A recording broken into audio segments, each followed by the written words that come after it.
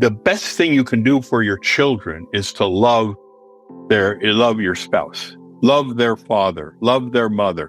And when they see you hugging in the kitchen and they see you telling them to get away from your door when you're in the bedroom, they chuckle and they feel good. They feel good that the two of you are connected to each other and that there's no risk of ever losing either one of you.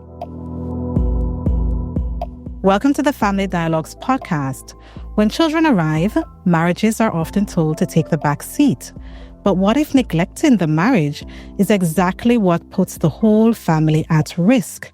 Today, we're asking a vital question. If every spouse has core emotional needs, what happened to those needs once children, career, and chaos enter the picture? And how can meeting those needs actually protect our children and our family's future? To guide us in this conversation, we're delighted to be speaking with Bill Harley. Dr. Harley is a clinical psychologist and a marriage counselor, best known for his international bestseller, His Needs, Her Needs, Building an Affair-Proof Marriage, which has sold over 4 million copies and has been translated into more than 20 languages. With decades of experience, Dr. Harley pioneered a practical, research-based approach to helping couples identify and meet their deepest emotional needs, transforming relationships through clear, actionable guidance. He also built one of Minnesota's largest mental health networks, created innovative remote marriage education via his Marriage Builders program, and continues to inspire couples through seminars, writing, and his long-running radio show, combining expert psychology with compassionate understanding, which are essential for lasting family love. Dr. Harley, thank you so much. Welcome to our podcast. Great introduction. Thank you for the introduction. I'm delighted to be with you.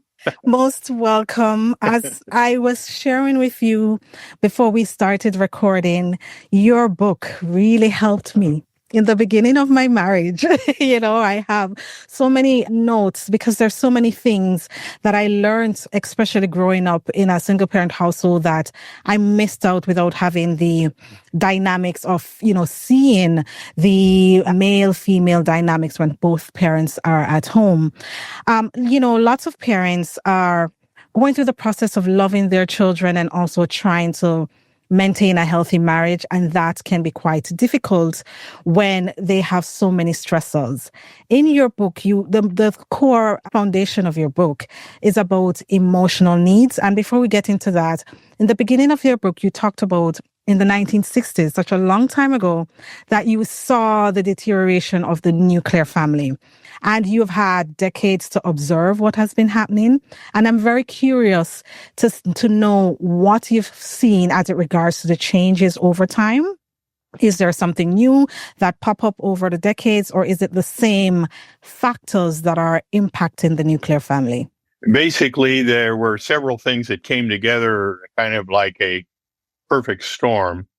In the 60s, you had a change in state law regarding divorce, where prior to the 60s, it was relatively difficult to get a divorce. And if you did get a divorce, almost all the money went to the wife.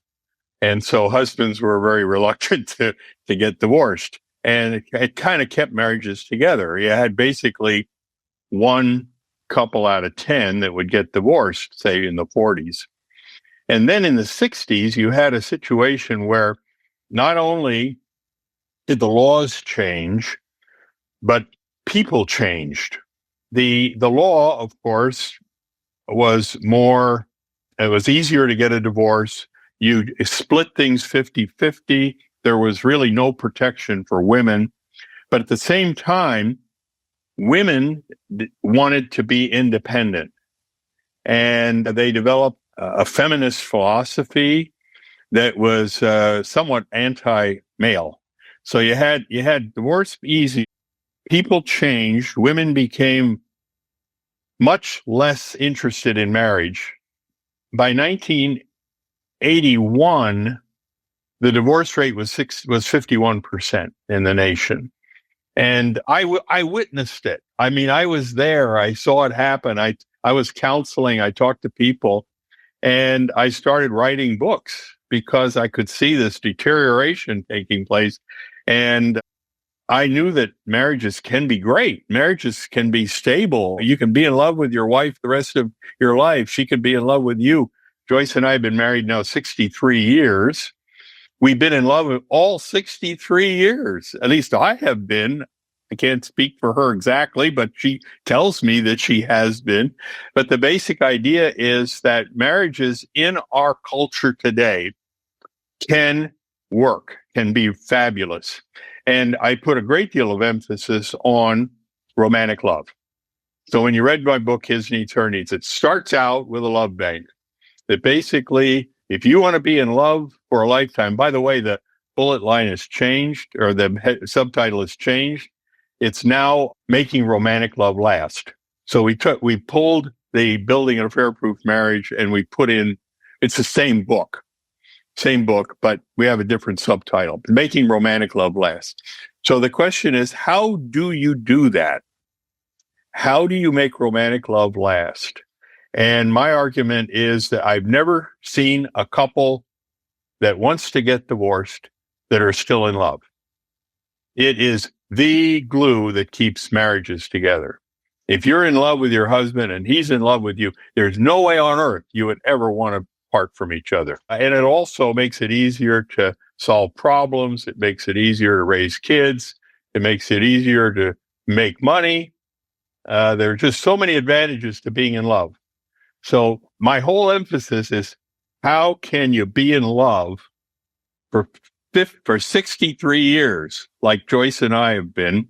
And I explain it to people in the books that I write. Yes, wonderful. As you said, the family is really the core foundation for children. And if you look, as a researcher, I often look back, and when you look at cross-cultural research, it shows that having a healthy family put your children so far ahead as it relates to their success, whether academically, professionally, financially, relationship-wise, their own marriages, and so on. So if we can help parents to maintain that loving relationship between them, so that they give their children at least the chance to create something similar and to continue multi-generational success of a happy marriage, healthy home, and so on, I think that is better for the society. For me, I believe the future is the nuclear family. If you don't fix the nuclear family, to me, there's so many things that will not be fixed, because a lot of the issues that we face as a society actually begins in the homes. In your book, the foundation of your book is all about emotional needs. And when you first wrote this book in 1986, so that's almost 40 years ago, you mentioned that there are 10 emotional needs that you kept seeing emerging within the couples when you counsel them.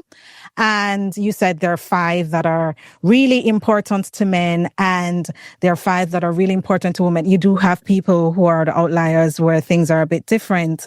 But I want you to explain what these emotional needs are, and also why both men and women downplay or really don't appreciate that their needs is not necessarily their spouse's needs, and vice versa.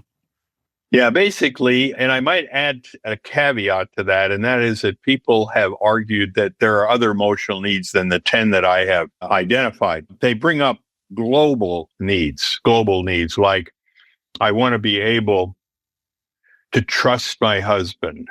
And so I want to put it into operational form. I want it to be something like, what would that look like? What would he have to do? And so we create the emotional need of openness and honesty to handle the issue of trust. So the 10 emotional needs are all things that you do. It's specific, it's operational. I have training for each of these so that you can actually learn to do that. Now, the other thing that you mentioned that I noticed early on was that when I asked men to describe the things that their wife could do that would make them the happiest, it was a different list than when I asked women what could their husbands do that would make them the happiest. And they all had, I think almost everybody had the same emotional needs, but they had them in a different order. They had them in a different priority. And so what I told people was that the thing that's the most important to your spouse is probably not the most important to you, but your spouse can learn to be an expert, and you can learn to be an expert in meeting emotional needs that might not be as important to you as they are to your spouse.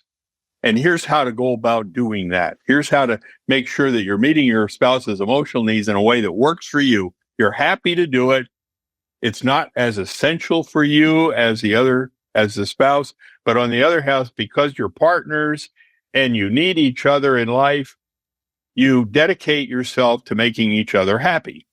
And that's how to do it. That's how to make each other happy. And it has to be consistent. It can't be on a one day a month. It's got to be something you're doing on a regular basis, and that maintains love bank balances, and it makes sure that you are in love with each other, because no one else makes you as happy as your spouse does. That's the basic idea. It also helps avoid infidelity. And of course, all throughout the years, my subtitle was Building an Affair-Proof Marriage. If you're meeting your spouse's most important emotional needs, and you're in love with each other, the chances of you having an affair is extremely remote. The basic idea is that the publishers that I worked with said that building a affair-proof marriage was too negative. They wanted something more positive. So it's making romantic love last now is the more positive approach to things. But it's really the same thing. It is important in marriage to recognize that you marry each other for what the other person can give you. Now, on the subject of children, my argument has always been that if you put your children first, your marriage is going to be at risk. There's an argument to be made that the best thing you can do for your children is to love your spouse, love their father, love their mother. And when they see you hugging in the kitchen, and they see you telling them to get away from your door when you're in the bedroom, they chuckle and they feel good. They feel good that the two of you are connected to each other and that there's no risk of ever losing either one of you. Yeah, I think that is so important that you mentioned that, because I know especially new mothers might struggle with that a bit, that they have this baby or this toddler to take care of, and they prioritize that to the detriment of the needs of their husbands. And I know I have a 5-year-old and a 3-year-old, so I know it can be very difficult to really meet the needs of your spouse when you have very young children who are so dependent on you. But if you neglect your husband, then the whole house goes into disarray. And, you don't love each other, as you mentioned. There's a divorce. Children are now going back and forth in 2 separate homes. So we want to make sure we can keep the family together, especially when young children are involved. Because as I mentioned to you before we started recording, so many marriages within 5 years of having the first child basically fall apart because the emphasis is the care of the child, and then the needs of the spouse is no longer seen as important or given enough significance. We'll get into what we can do. I think the best thing to do, the conversation, is to set up what these emotional needs are so that our listeners can understand and, evaluate themselves and their marriages. And then for those who have children, what we can do to make sure everything is balanced when children are in the picture. So the first needs that you mentioned is affection and sexual fulfillment. And for women, affection is very important. And for men, sexual fulfillment is important. But again, there's a difference where women are like, why does he need to want sex so much? Or why every time I hug him, it's a sexual thing? Can't he just be affectionate to me? So speaking to both fathers or husbands and wives, please explain why each of them see things differently and why affection, as you mentioned it in your book, it's the environment. Affection is the environment and sex is the event. So can you explain to our listeners? Yeah, basically, the whole idea of affection is so important to women because their security is more important to them than it is to the husband. And affection creates security. If your spouse is telling you that he loves you throughout the day, gives you a call, asks you what you're doing, being interested in your day, it demonstrates to you that he cares about you. And affection is symbols of care, symbols I need to be reminded that he cares about me, that he thinks highly of me. Now, when you have that environment of affection where you feel secure and you feel loved by your husband, making love is a lot easier because it isn't sprung on you suddenly. I mean, suddenly, you haven't talked to him for all day long. He comes to bed, wants to have sex right away. That isn't an environment that most women find attractive. And so by having an environment of affection, and in my new book, in the newest version, I tie affection and intimate conversation together as two chapters. And then I have sexual fulfillment and recreational companionship next, because affection and intimate conversation go together. I mean, how you talk to each other is the best way for him to express his care for you. And again, when those two emotional needs are met, most women have very little trouble accommodating their husband's sexual needs. So it's a basic problem that you see in marriage, that women complain about the fact that their husbands don't ever talk to them enough. Men complain about their wives don't have sex with them enough. And when I first started counseling, I don't do this now anymore because it doesn't work as well. But I told one couple that came in that complained about that, I said, I want you to talk to each other for 3 hours at a time. And after 3 hours of conversation that is enjoyable for both of you, I want you to make love. So the couple comes to my office and says, the husband said, it's the toughest assignment I've ever had. I never thought getting my wife to make love to me would be that difficult. And her argument was, I didn't like the idea that you were telling me I had to make love to my husband. Then I said, but didn't it make your marriage great? And they both agreed it was a great assignment and they would continue doing that for the next week. And like I say, sometimes it doesn't take 3 hours of conversation, but you know what I mean? There has to be a connection. There has to be an emotional connection. And it is something that is an environment. It's something that goes on all the time, not something that happens when he starts having a need for sex. And what are some of those emotional, affectionate things that women do appreciate that you've seen over the many decades you've worked with women that men sometimes trivialize and don't realize how important they are? And again, I think that men and women both tend to trivialize emotional needs they don't have. And they tend to make fun of them. They tend to think it's funny. If they don't have the emotional need and they think the other guy is, they think that they're just being odd, But I think that the affection, I in the book, His Needs, Her Needs, I talk about a couple that I counsel where I asked the wife to tell me what she wanted her husband to do that would express his affection. And you see that list of things that starts in the very time they wake up in the morning to the time they go to bed at night, things she wants him to do all day long. And that is a great expression of affection because she had this environment that she created in terms of specific things he did that made her feel loved. So I encourage every couple in that assignment that I have for affection, the person with the need, and men will have a need for affection too. But affection isn't sex. So if what you want is sex, that's different. Affection is something you would give your children. It is a non-sexual form of expression of care. So if a husband has that need too, great, make a list. The wife can learn to do that too. I've counseled a lot of women that are just unaffectionate. They're not affectionate to their husband. They're not affectionate to their children. They're just unaffectionate. And the woman has to learn to be affectionate in order to meet her husband's needs.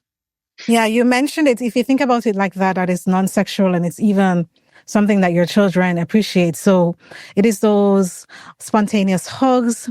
It is just asking how you are and that kind of thing. And as you mentioned in your book, it has to be non-sexual for most women to really appreciate it. If you're coming to kiss on the neck and all of a sudden she feels, there goes you again, kind of thing. But just to send you a text thinking about you, how is your day? Message me when you get home, all that, just the kiss, the hugs when they leave and when they reunite at home, those things that are non-sexual that even your children enjoy when they see you for the first time when they return home is so important that men have to realize, maybe if you always have it that you are sexually turned on, then she will not want to really engage because all the time when she wants affection, it comes with sex. And then you mentioned in your book, which is very relatable, but men then say, but I'm sexually attracted to my wife. What am I supposed to do? So, for people who have the same thoughts as we're speaking, what do you say to them about it? There is a empathy that I think women need to have of husbands without making fun of them, without being disrespectful. There was a whole issue of Time magazine 5 years ago or so that was on a experiment that a bunch of women did where they all took testosterone shots for a week. And the question is, how did it affect their sexual need? And they had a whole issue on these women talking about how horrible it was to go around needing sex all the time. And of course, my argument is that having a sex drive is not pleasant. But it is physiological. And if you have an attractive woman at home, you're going to have a hard time keeping your hands off of her. Socrates once said when he was 70 years old that he was so happy that he had lost his sex drive by then because now he could think about other things in life rather than the next opportunity to have sex. So I think that if women understand that men have a sex drive because of testosterone that's in their system, if they lose that testosterone, they're not going to have much of a sex drive. And I work with men that don't have much of a sex drive, and their women want to know why he doesn't show more sexual interest in her. And he just doesn't have much of an interest in sex. And it is a problem. You want your husband to be sexually attracted to you. You want that to be the case. It's just that you don't want him to overstep his boundaries. You want him to be doing it in a way that that convinces you that he cares more about you as a person than he cares about you as a sex object. And I got to tell you, as a man, that's a tricky assignment, difficult to do. I married a gorgeous woman. Joyce is one of the most beautiful women I've ever seen in my entire life. And from a sexual standpoint, she is everything I've ever wanted. So the trick for me to be calm and deliberate and not rush to have sex was something I always had to deal with. And she appreciates the fact that I find her attractive. Even at my age, I'm still finding her very attractive. And I think that women want their husbands to find them attractive. They just don't want their husband to treat them as if sex is the only reason they're there. Yes, and that's where the affection comes in. Right. That is not sexual. And you do have in the book the questionnaires that couples, not just parents, can complete to kind of get an idea of their needs. Isn't too with regarding the sexual fulfillment that men express their love through sex? Women, might express their love in other ways, but for men, it's their primary way of expressing how much they love and care for you. Not necessarily. Okay. I wish that were the case. I think for men, sex can be a very selfish thing. That when they make love, they are not expressing affection in the way they make love. And I've written an article, there's in the article section that explains that sex can be a way of expressing affection. And in marriage, it should be a way of expressing affection. So that eliminates a lot of sexual acts that the act itself does not communicate any care at all for the other person. All it is a way of having a sexual experience. So I would argue that when you make love, the making love is the important part, that you are looking at each other, that you're hugging each other, you're face to face, you are enjoying this expression of sex in a way that also communicates your love for each other at the same time. So that's what I try to communicate to couples, that they make it a love-making experience as opposed to a sexual experience. Yes. And, again, one of my lines from your book is that the affection is the environment. So for men listening, create the affectionate environment so that the event, which is sex, can occur. The other two needs you mentioned are intimate conversation and recreational companionship, and women lean more to the intimate conversation. You see more women with that, and men needing more recreational companionship. You mentioned in your book that, in the beginning of dating and so on, lots of women would engage in the activities of their spouse, but then once they get married, that kind of tapers off and the man is left thinking, she was so much fun. She used to go hiking with me. She used to sit and watch football with me. What's going on here? So, first we started off with the woman in the first two, but can you explain to women why recreational companionship is so important to men? And then we can talk about, for men, why intimate conversation is so necessary.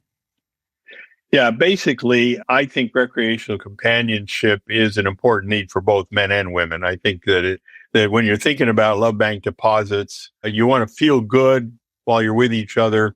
My argument has always been that one of the easiest ways to make love bank deposits is to do something fun together. And if you both enjoy hiking or you both enjoy some kind of a sporting event or an outdoor event, as long as the event itself keeps your attention focused on each other. And that's something I have always argued, that the recreational experience should be something where you are together. And that you are, Joyce and I had season tickets for the Vikings years ago, and Joyce and I would go together, and she would ask me at the end of the game who won. She never paid any attention to the score or anything else. She just looked around at all the people that were there. And I don't know that would have qualified as a recreational activity for Joyce and I. Because, first of all, we obviously weren't connected during that time. And she wasn't really having any fun. At a baseball game, we went to a doubleheader one time. And after 2 innings in the first game, she got up and left, and said, I'm just not going to go through 2 games like this, Yeah. And she took the kids with her. And of course, we all left together. But I learned early on that recreational companionship has to be something both of us really look forward to. A recreational event ties us together. We're thinking together. We're enjoying life together. We're holding hands while we're doing this.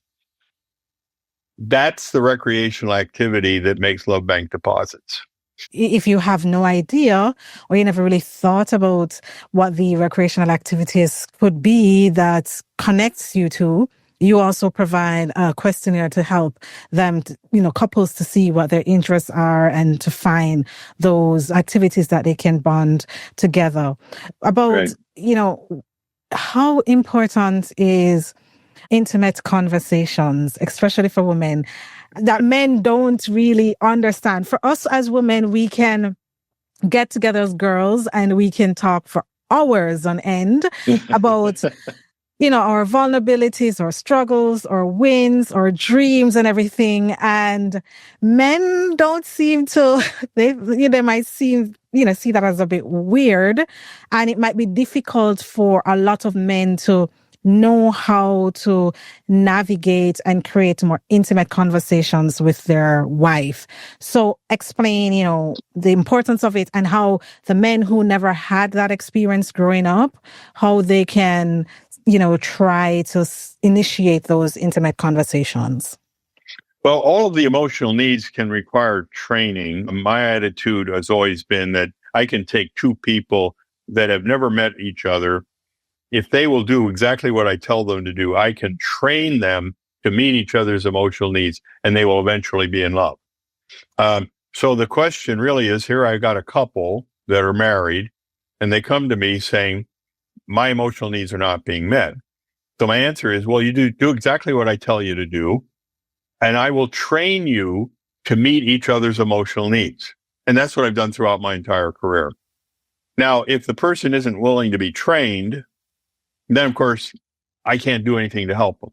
But in the case of intimate conversation, I train men to engage in what I call the four friends. The four friends. The two friends are content friends, and two friends are delivery friends. The one friend, the content friend is understanding each other.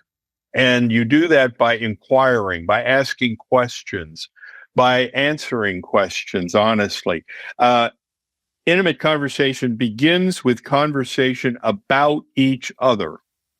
The first friend of conversation is you need to talk about each other. I need to ask you about your life. You need to ask me about my life. We need to be able to make sure that we're being honest with each other. We're being able to talk openly. I don't hide anything from you.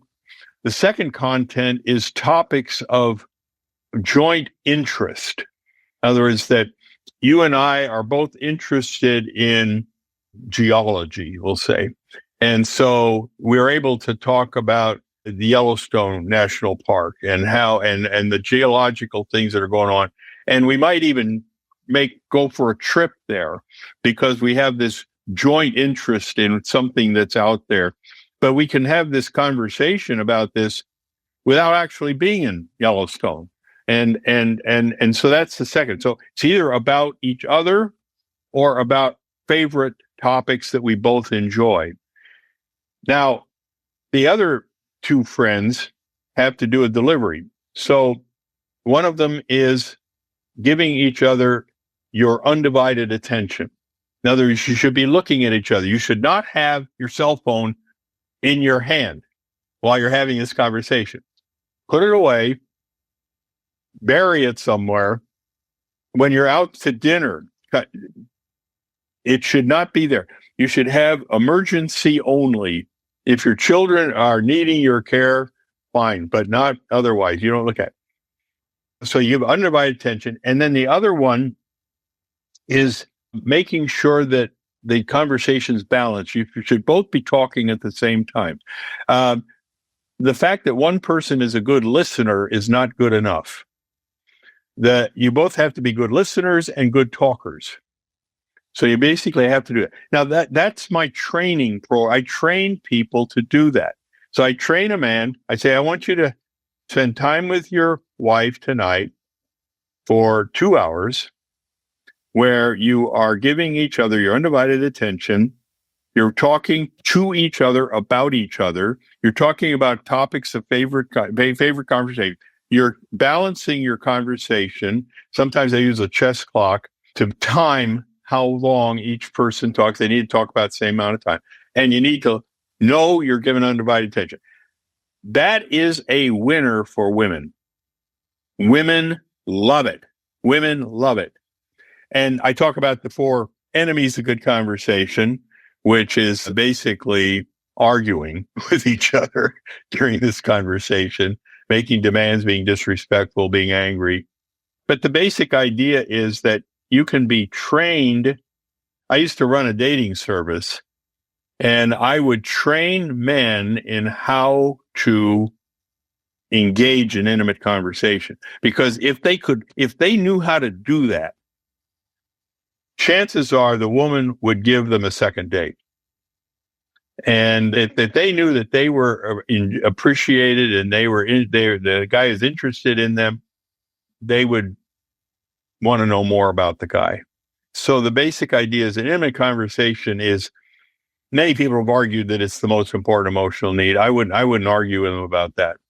I think when it comes right down to it, our conversation with each other in marriage is bedrock essential, that it's a great conversation. Yeah. It's the self-disclosure is so important because it shows us a certain level of vulnerability, that I'm willing to share things about me that you wouldn't know otherwise. And then I am hearing the same from you, and it creates a special thing of feeling like you matter and you're important to that person because they're sharing information that others wouldn't necessarily know, or you wouldn't know unless, it's being volunteered. The next ones you mentioned are honesty and openness and physical attraction. The physical attraction. Why are those 2 also important to keep the emotional needs going? Especially, as it relates to the physical attractiveness. Sometimes people say, you should love me the way I am. Things change, we get old, and so on. Why are you putting that kind of pressure on me? And so, especially for men, why is physical attractiveness so important? Women like it too, but it seems like it's a more leaning towards a male need. And for women, the openness and honesty. I think the openness and honesty ties also into intimate conversations, right? Because it's a self-disclosure thing. It is. Yeah. It's very important to recognize that men that think they know everything about their wife. When I first met my wife, it's so easy for me to talk to her about herself, but now I know everything about her. So there's no point in asking her any more questions. And as a psychologist, I know for a fact that there is no way anybody can know the other person. Joyce and I have been married 63 years, and there's still a lot of things I'd like to know about her. And the basic feeling that I have about, I think that, for example, there's a questionnaire we have on our website, marriagebuilders.com, personal history questionnaire, which gives you some ideas about questions you can ask. So if you have problems saying, I'm kind of struggling with, I think I know enough about you, I don't need to ask any more questions. The personal history questionnaire would be something that maybe you haven't asked those questions before. There's also the ungame. The ungame has a lot of questions that you can ask people about themselves. It just goes on and on. But honesty and openness and intimate conversation go very well together, in the sense that a conversation has to be honest and considerate. Some people say, well, if I'm going to have an honest conversation, I have to tell my spouse how disappointed I was in the way they behaved the other day. And my attitude is, well, that's okay, but you got to be careful how you express it. You don't express it as a disrespectful judgment.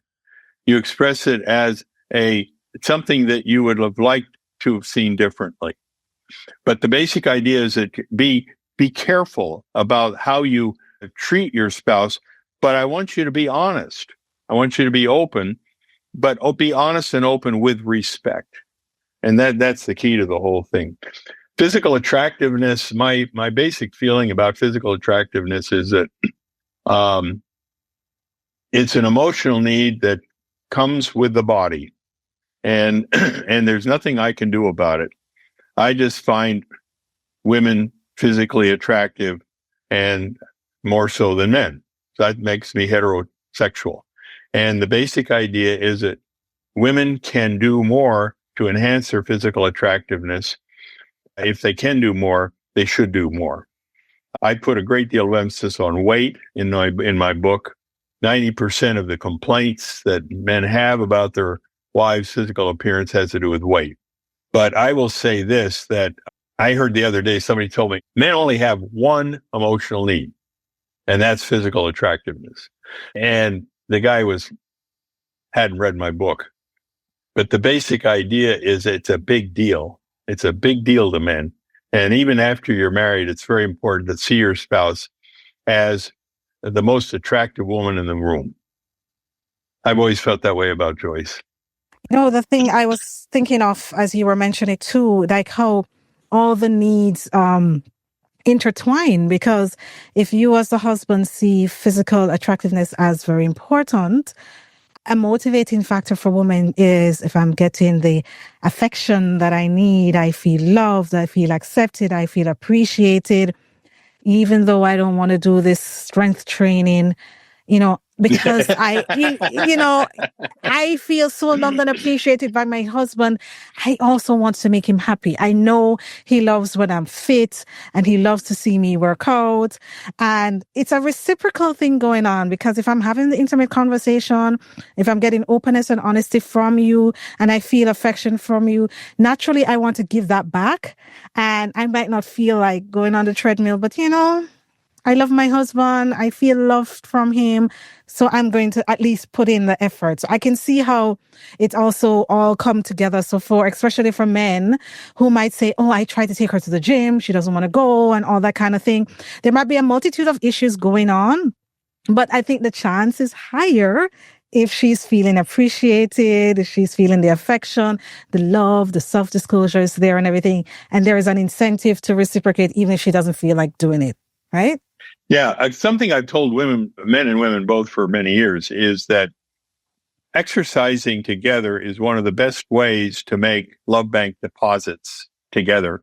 Because when you exercise, if you finally get yourself in good enough shape so that exercise is fun, and exercise should be fun. Exercise releases endorphins. And when you've gotten to a point where you've exercised enough so that you know what I'm talking about, that it makes you feel good to exercise. When you are together and exercising, that endorphin effect transfers to each other. One of the problems that you have in marriage is having a personal trainer of the opposite sex. Why is that? It's because when you are exercising and you've got a trainer of the opposite sex, that person is making massive love bank deposits into your love bank, and you're making love bank deposits into his love bank. So I strongly encourage both, everybody to have personal trainers of the same sex if they have personal trainers, and that they should do their exercise together. They should figure out how they can both enjoy exercising in the same room.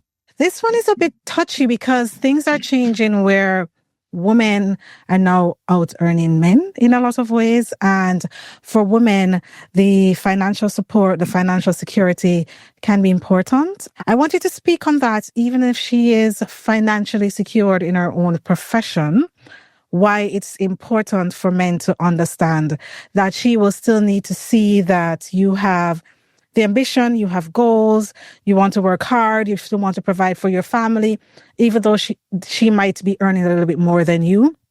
And then we can talk about, for women too, why men need their men cave and they need their quietness and peace.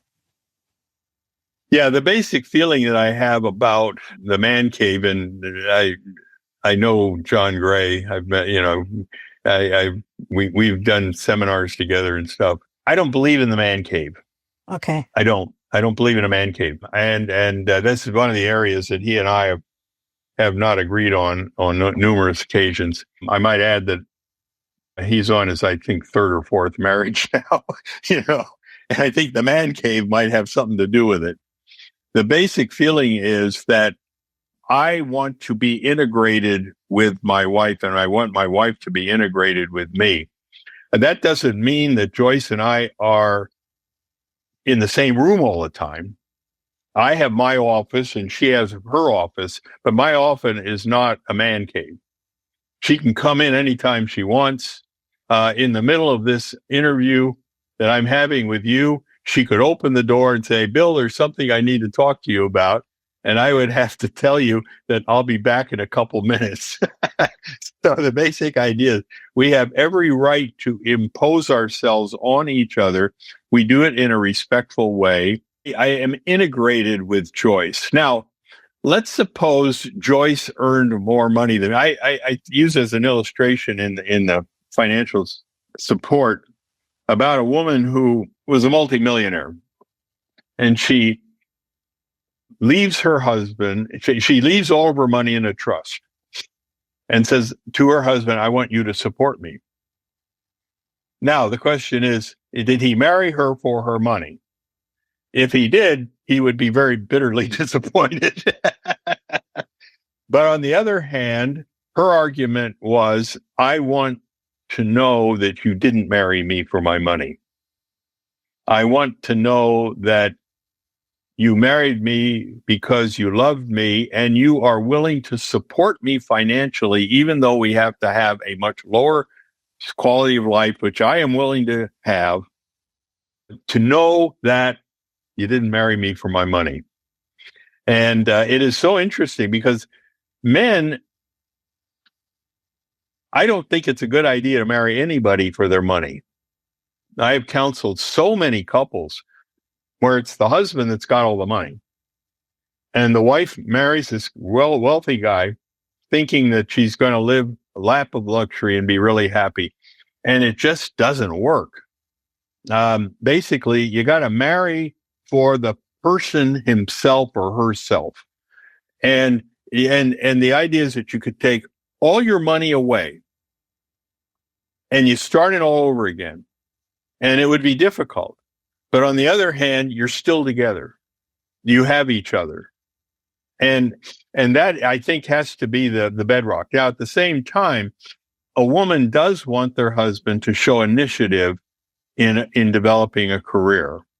And I think men that don't have careers can get themselves into a whole lot of trouble. I don't like the idea of men, and I know it's very popular today. Many of the women that I know, their husbands stay home with the kids. I worry about that kind of thing because I know that women view a husband's career as a way of showing his love for her. He does this to support her. So it's a tricky conversation. That the financial support and domestic support that we haven't talked about yet are two of the more controversial needs that I talk about. As you mentioned that, there are studies that say that that have shown that when a woman loses her job, the risk of the marriage falling apart is very low.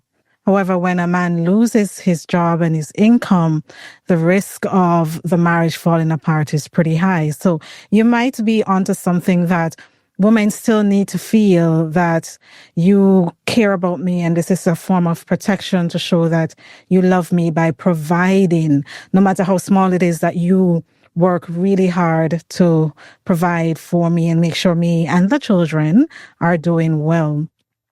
We want to look at the last two, which is for women that the man is a good father, and for men that they have admiration. So a lot of fathers think being a good father is I work 70, 80 hours a week and I provide the money. I'm never there at the football games. I'm never there at the musical recitals. But I'm a good father because I provide this beautiful home, this beautiful car, and the college tuition, all of that. So I am a good father. Explain why it's not just being a financial provider that makes you a good father. Yeah, and I think things have changed a lot since I was first married. I was married in 1962. So in those days, basically women stayed home and watched the kids, and men went to work. And I must say that in the way I raised the kids, I worked 70-hour weeks. Now, it's interesting to recognize that I was still dating Joyce during that time. Joyce and I had a very romantic dating relationship, but I worked very hard, and I'm an entrepreneur, so I had 4 or 5 businesses going at once. And along with my college education, my PhD teaching and all the rest of that. So I've always been involved in a lot of activities. I was not the father that couples have today. They basically, my grandchildren that now are raising small children, the fathers are deeply involved in the raising of the children, something I never did. Now, I have a book out called His Needs, Her Needs for Parents, one of the books I wrote. The book argues that it is important for you to be a great father. And in that chapter on parenting, I talk about what a good father does. And I talk about quality family time. What does that mean? What do you do with quality family time? And if you say you don't have time for quality family time, you're wrong, because if you look at your schedule, even if you work 70 hours a week like I did, you'd still have time. There'd still be time in your schedule for quality family time. 15 hours a week. And then you also have another 15 hours a week for undivided attention to give your spouse. So you could be a workaholic like me and still be a good father and a great lover. You can do it all. You can't do much of anything else, but that's what you do. That's what you can do. Now, the basic problem that I think couples have today, and the reason I wrote His Needs, Her Needs for Parents, is they put the children first and they don't pay any attention to each other. So I wrote the book saying, I know you love your children, but if you really love your children, you're going to have to spend a lot of time with each other where the children are not with you. And that's now the whole book is about making sure that you stay in love while you have especially small children. I don't think you've seen that book, His Needs, Her Needs for Parents. No, I haven't read the version for parents. Send me your address and I'll send you a free copy. Thank you. But anyway, that book is basically a book about how to maintain a great marriage while still being great parents. And so the balance is something that you really need to think about, that you are fully aware of these days. Yes, with a 3 and 5 year old. That goes right into what I wanted to talk to you about now, because yes, this is a perfect scenario where you are married and you don't have children and you can easily meet these 10 emotional needs. But when you have little human beings that you need to care for pop up into the picture, how do you go about that? When children come into the picture, what do you see as the first emotional need that gets taken away from either mom or dad? Which ones do you normally see taking the hit the most? Quite frankly, it can be all. I talk about 4 emotional needs that are bedrock essential: intimate conversation, affection, sexual fulfillment, recreation, companionship. Those are the 4 romantic emotional needs. And I maintain that you can do that. And I'm witness to somebody that has done that throughout my entire life with my wife, even though I'm a very busy person. And she is busy. I mean, she has a career of her own. People would come into my office when I had 32 locations and biggest network of clinics in Minnesota. And they would see Joyce's picture. Oh, you're Joyce Harley's husband. You know, it's she was in the radio. She did concerts. Great singer. So she has a career of her own. But we managed to be together alone a minimum of 15 hours a week for our entire life. So that's what I tell couples. I said, you have the time. The question is, what's your priority? And then you have to make that time the best time of your week. It's not something that you say, I got to check it off my list because Dr. Harley told me to do it. It's something that you have to work out so that I know that when I dated Joyce, it was my reward for all the work that I did that day. That's how I felt about it. I can finally do something I enjoy. And of course, she enjoyed it too. But the basic idea was that it has to be the best 15 hours of your week. I'm thinking, say, for example, there are many parents like myself who have 2 children or more under 5. How do you find those 15 hours a week to really be intimate? By the time you're done at the end of the day, you're both depleted. So how do you even date each other when you have multiple children under 5? I think I talked to you earlier about the book that's on my website that I've never published, yeah. Dating the One You Married. And in that series, I talk about 4 couples. The first couple is like you and your husband. So you don't have to look at couple 2, 3, and 4. But then I go into obstacles. And the obstacles I talk about are a new baby, children under the age of 5, childcare.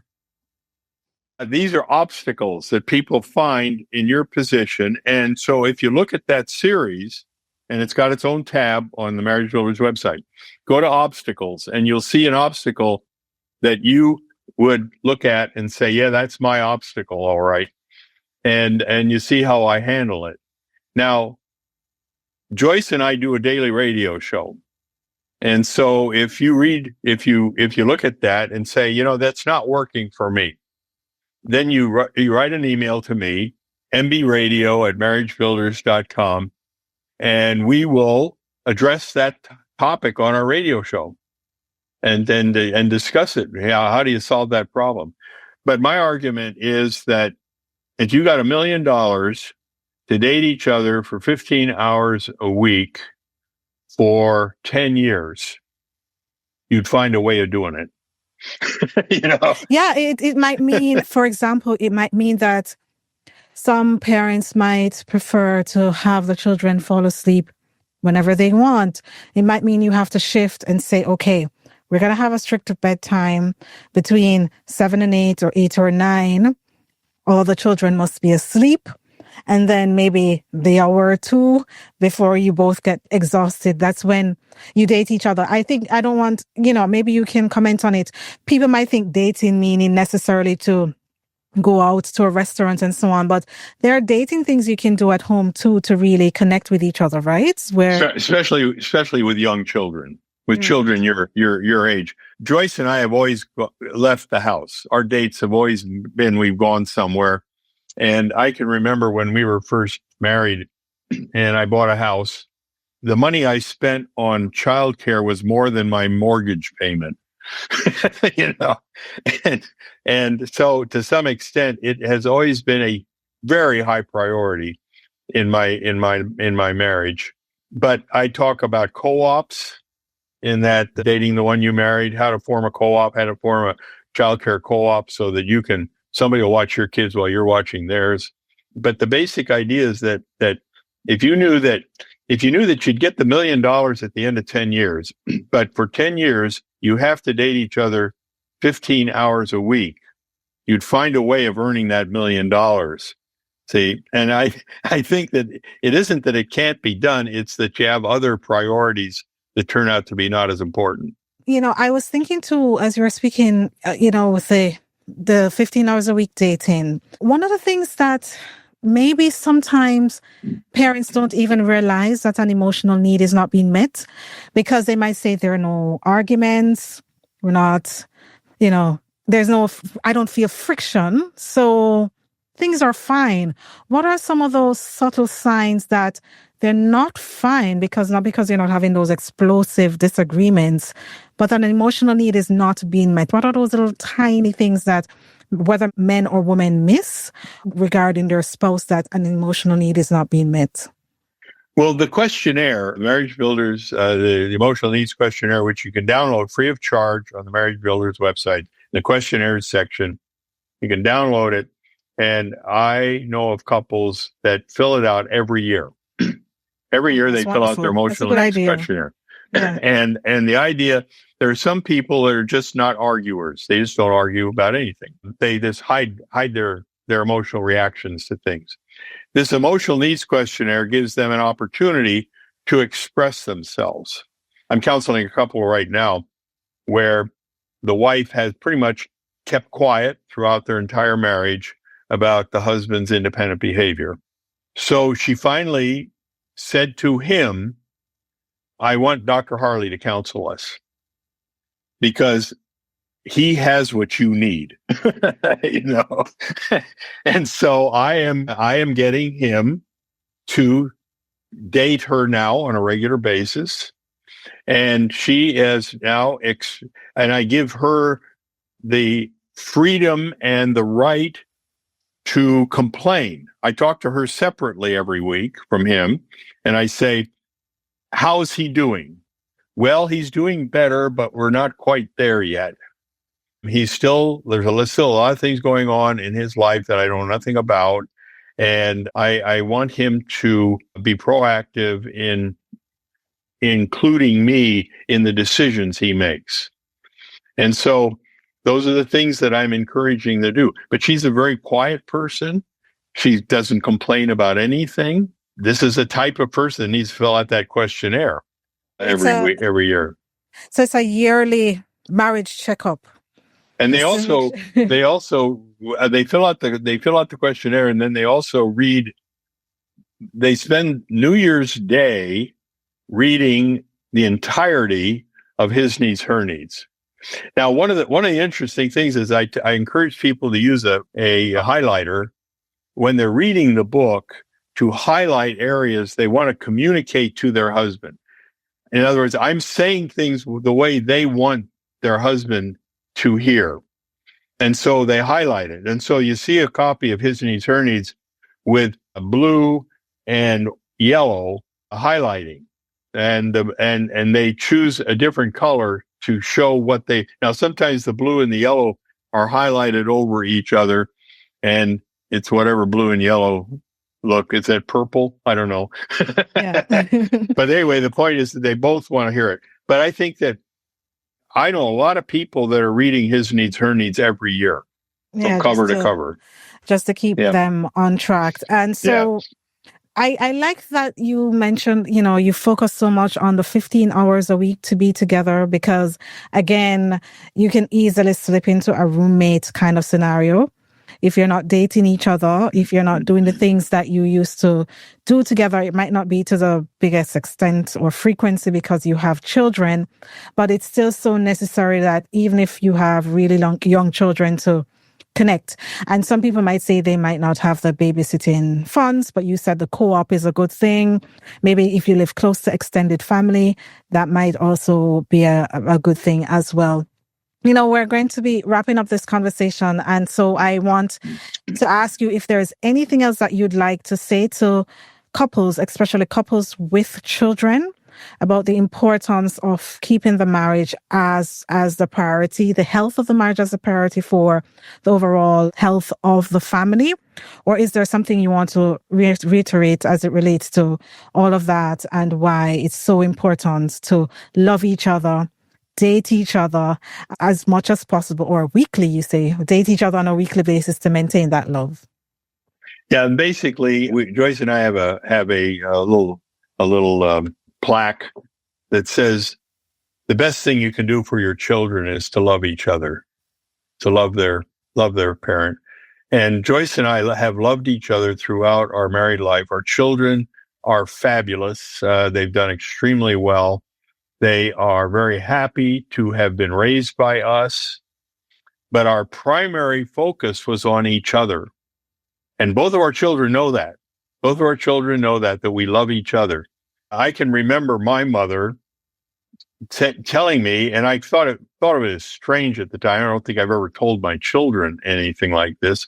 But my mother told me once, I love your dad more than I love you. Now, I don't know why a mother would ever say something like Ouch! A little child. Yeah, that's tough. I was probably doing something wrong. But the basic idea is that my parents loved each other more than and I've turned out fine. My sisters turned out fine. My brothers turned out fine. All of us have done great, But my parents loved each other. Now, I got to tell you that you can't parse it out. You can't say you love your spouse more than you love your child. You love them all.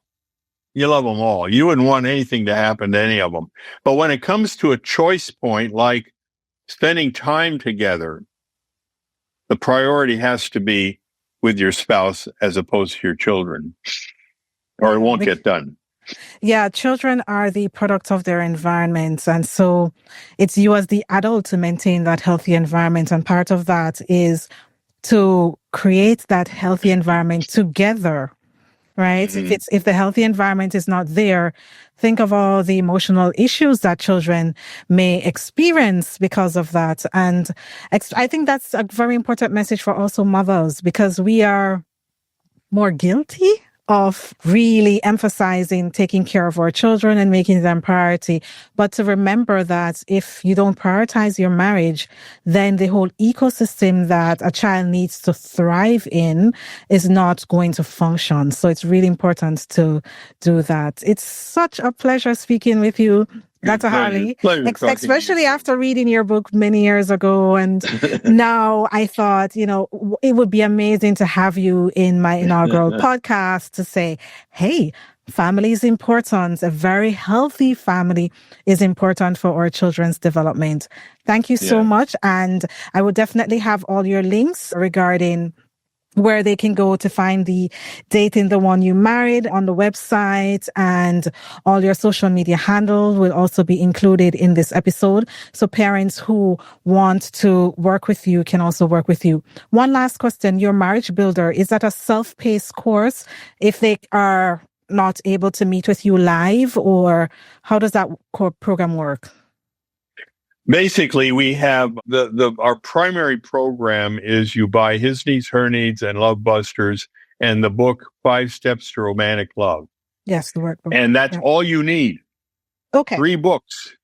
And you do everything that I recommend, and you fill out the worksheets in 5 Steps to Romantic Love, and you'll never need a counselor. But if you need a counselor, or you need help, or you need encouragement, or if you got a spouse that isn't on board, we call them the reluctant spouse. So I never see a couple that they both are willing to do what it takes to make a great marriage. I never see them.